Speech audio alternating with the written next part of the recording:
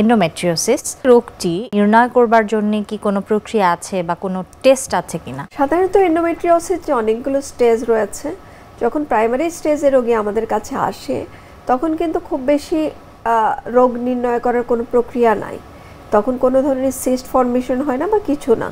আমরা সাধারণত যেটা করি যে লক্ষণ দেখেই মনে করতে পারি যে ও এন্ডোমেট্রিওসিস রোগে ভুগছে। আর একটা জিনিস হচ্ছে এটার ফ্যামিলিয়াল হিস্ট্রি থাকে, মা অথবা বোনের যদি এন্ডোমেট্রিওসিস থাকে সেক্ষেত্রে আমরা চিন্তা করি যে এই রোগীরও এন্ডোমেট্রিওসিস রয়েছে, এটা একটা হতে পারে।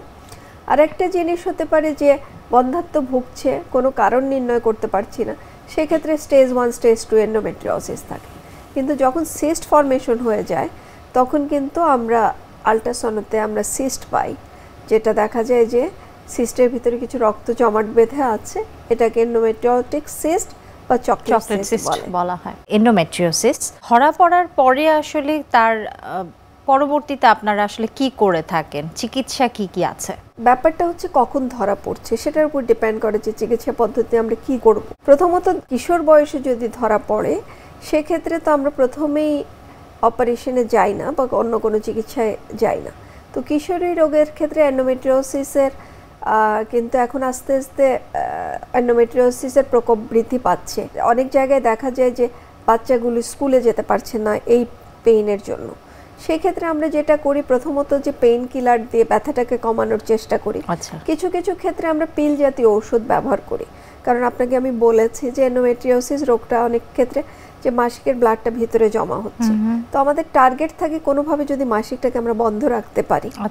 তো অনেক ক্ষেত্রে পিল জাতীয় ওষুধ দিয়ে মাসিক বন্ধ রাখা হয়, অথবা প্রোজেস্টেরন জাতীয় কিছু ঔষধ ইউজ করা হয়, অথবা অ্যাডভান্স কিছু ঔষধ আছে, এগুলো আমরা এন্ডোমেট্রিওসিসের ক্ষেত্রে।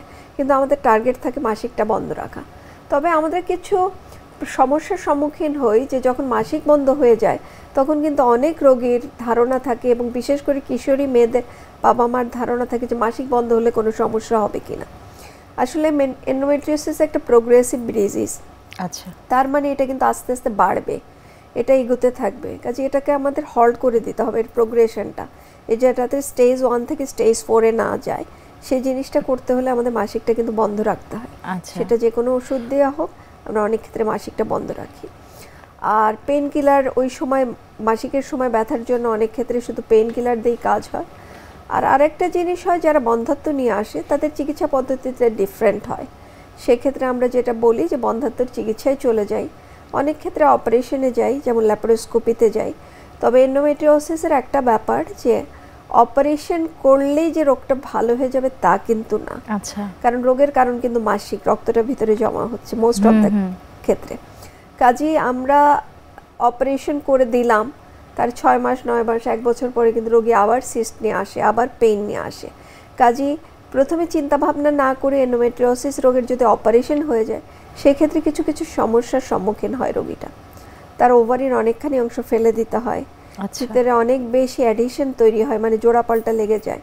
কাজেই অপারেশনের ক্ষেত্রে আমরা অনেক বেশি সাবধানী, কিন্তু এন্ডোমেট্রিওসিসের ক্ষেত্রে দেখা যায় যে অপারেশনের আগে আমরা চেষ্টা করি যে ঔষধে কোনোভাবে ম্যানেজ করা যায় কিনা।